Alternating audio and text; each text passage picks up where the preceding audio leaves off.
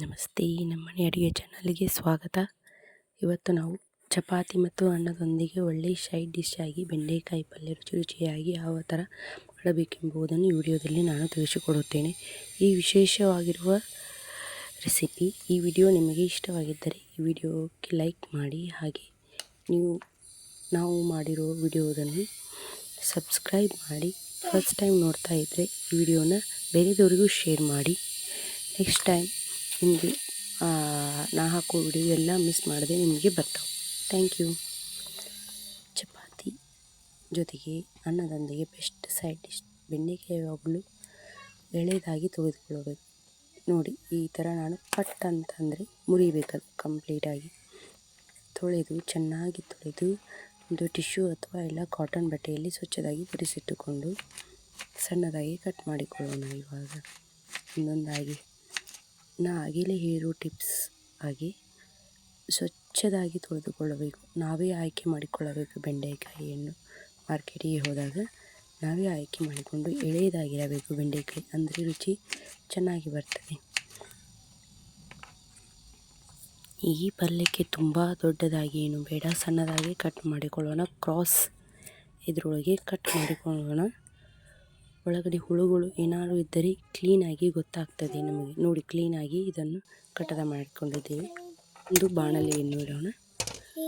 ಬಾಣಲೆಯಲ್ಲಿ 1 table spoon ಅಷ್ಟೇ ಎಣ್ಣೆ ಸಾಕು. ಅಷ್ಟೇ ಹುರಿಯಲಿಕ್ಕೆ 1 ಟೇಬಲ್ ಸ್ಪೂನ್ ಸಾಕು. ಅಷ್ಟೇ ಎಣ್ಣೆಯನ್ನು ಹಾಕಿಕೊಂಡು ಅದಕ್ಕೆ ಬೆಂಡೆಕಾಯಿಯನ್ನು ಕಟ್ ಮಾಡಿಕೊಂಡಿರೋ ಬೆಂಡೆಕಾಯಿಯನ್ನು ಹಾಕಿಕೊಳ್ಳುತ್ತಿದ್ದೇನೆ. ಅಷ್ಟು ಹಾಕಿಕೊಂಡು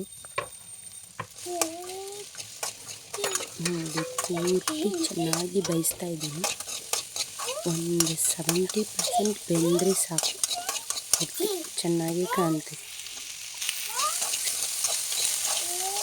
ಎಣ್ಣೆಯಲ್ಲಿ ಬಾಳಿಸಿಕೊಂಡು ಬರೋಣ.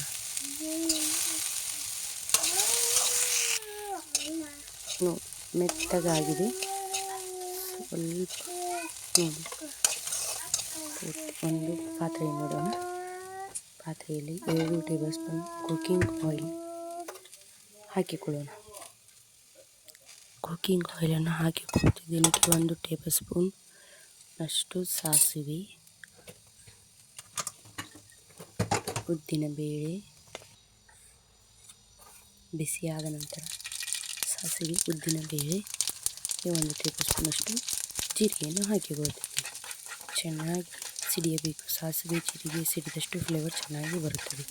ಈಗ ಅದಕ್ಕೆ ಚಿಕ್ಕದಾಗಿ ಕಟ್ ಮಾಡಿಕೊಂಡಿರೋ ಶುಂಠಿ, ಬೆಳ್ಳುಳ್ಳಿಯನ್ನು ಸಣ್ಣದಾಗಿ ಕಟ್ ಮಾಡಿ, ಬೆಳ್ಳುಳ್ಳಿ ಶುಂಠಿ 2 ಚೆನ್ನಾಗಿ ಹುರಿಕೊಳ್ಳಿ. ಚಿಕ್ಕದಾಗಿ ಕಟ್ ಮಾಡಿಕೊಂಡಿದ್ದು ಬೆಳ್ಳುಳ್ಳಿಯನ್ನು ಹಾಕಿದ್ದೀನಿ. ಹಸಿ ಮೆಣಸಿನಕಾಯಿ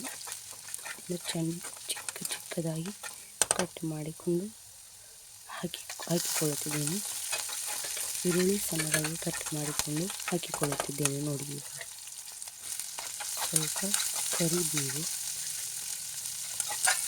ಸ್ವಲ್ಪ ಕರಿಬೇವು ಹಾಕಿಕೊಳ್ಳುತ್ತಿದ್ದೇನೆ.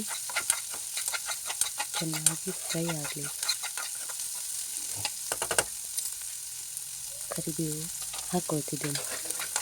ನೋಡಿ, ಈರುಳ್ಳಿ ಬೆಳ್ಳುಳ್ಳಿ ತಿನ್ನದವರು ಸ್ಕಿಪ್ ಮಾಡ್ಬೋದು.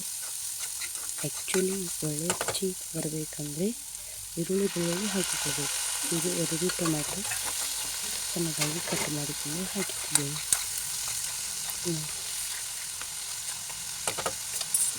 ಚೂರು ಉಪ್ಪು. ಈಗ ಈರುಳ್ಳಿ ಟೊಮ್ಯಾಟೊ ಮೆತ್ತಗಾಗಬೇಕಲ್ಲ, ಸೊ ಅದಕ್ಕೆ ಸ್ವಲ್ಪ ಉಪ್ಪನ್ನು ಹಾಕಿಕೊಳ್ತಿದ್ದೇನೆ. ಚೆನ್ನಾಗಿ ಕೈ ಆಡಿಸುತ್ತಿದೆ. ಸ್ವಲ್ಪ ಎಣ್ಣೆ ಅಂಶ ಎಲ್ಲ ಮೇಲೆ ಬರ್ತದೆ. ಬೆಂದಾದ್ಮೇಲೆ ಇದಕ್ಕೆ ಬೆಂಡೆಕಾಯಿಯನ್ನು ಹಾಕಿಕೊಳ್ಳೋಣ. ಇವಾಗ ಬೆಂಡೆಕಾಯಿಯನ್ನು ಹಾಕಿಕೊಂಡು ಒಂದು 10 ಸೆಕೆಂಡ್ ಅಷ್ಟು ಕೈ ಆಡಿಸೋಣ. ಬೆಂಡೆಕಾಯಿ ಹಾಕಿಕೊಂಡು 1 ಸ್ಪೂನಿಂದ ನೀಟಾಗಿ ಚೆನ್ನಾಗಿ ಮಿಕ್ಸ್ ಮಾಡಿಕೊಳ್ಳೋಣ. ಮೀಡಿಯಮ್ ಉರಿಯಲ್ಲಿ ಇರಲಿ. ಉಪ್ಪು ನೋಡಿ ಹಾಕಿಕೊಳ್ಳಬೇಕು. ಅದಕ್ಕೆ ಬೆಂಡೆಕಾಯಿ ನೀಟಾಗಿ ಮಿಕ್ಸ್ ಆಗಿ ಮಾಡಿಕೊಂಡು ಒಂದು ಪಾತ್ರೆಯನ್ನು ಮುಚ್ಚೋಣ. ಅದು ಸ್ಟೀಮ್ನಲ್ಲಿ ಬೇಯ್ದಕ್ಕೆ ಸಣ್ಣ ಉರಿಯಲ್ಲಿಟ್ಟು ಬೇಯಿಸೋಣ. ಸ್ಟೀಮ್ನಲ್ಲಿ ಒಂದು 10 ಸೆಕೆಂಡಷ್ಟು ಚೆನ್ನಾಗಿ ಬೇಯಲಿ. ಪಾತ್ರೆಯನ್ನು ಓಪನ್ ಮಾಡಿ, ಇಲ್ಲಾಂದರೆ ಆವಾಗ ಕೈ ಆಡಿಸ್ತಾ ಇರಿ, ಇಲ್ಲಿಕ್ಕಂದರೆ ತಳ ಹಿಡಿತದೆ, ಒಳ್ಳೆ ಅಂಶ ಮಸಾಲೆ ಐಟಮ್ಸನ್ನು ಹಾಕಿಕೊಳ್ಳೋಣ. ಅರಿಶಿನ, ಅಚ್ಚ ಖಾರದ ಪುಡಿ, ಜೀರಿಗೆ ಪುಡಿ, ಸ್ವಲ್ಪ ಪಲ್ಯ ಮಸಾಲೆ ಇರ್ತೈತಿ. ಪಲ್ಯ ಮಸಾಲೆ ಇಲ್ಲಾಂದರೆ ಸಾಂಬಾರು ಮಸಾಲೆ, ಕೊತ್ತಂಬರಿ ಪುಡಿ ಹಾಕಿ ಕೈ ಆಡಿಸೋಣ. ಚೆನ್ನಾಗಿ ಕೈ ಆಡಿಸೋಣ. ಪೂರ್ತಿ ಕೈ ಆಡಿಸ್ಬೇಕು. ಪೂರ್ತಿ ಮಸಾಲೆ ಎಲ್ಲ ಹಿಡಿಬೇಕದ ಪೂರ್ತಿ ಇದರೊಳಗೆ ಚೆನ್ನಾಗಿ. ಮೇಲೆ ಒಂದು ಸ್ವಲ್ಪ ಉಪ್ಪನ್ನು ಹಾಕಿಕೊಳ್ಳೋಣ. ಬೇಯಬೇಕಲ್ಲ ಚೆನ್ನಾಗಿ ಬೆಂಡೆಕಾಯಿ. ಪೂರ್ತಿ ಪಾತ್ರೆಯನ್ನು ಮುಚ್ಚೋಣ. ಲೋ ಫ್ಲೇಮ್ನಾಗೆ ಇರಲಿ ಉರಿ. ಈಗ ಕಾಯಿ ತುರಿಯನ್ನು ಹಾಕಿಕೊಳ್ಳೋಣ.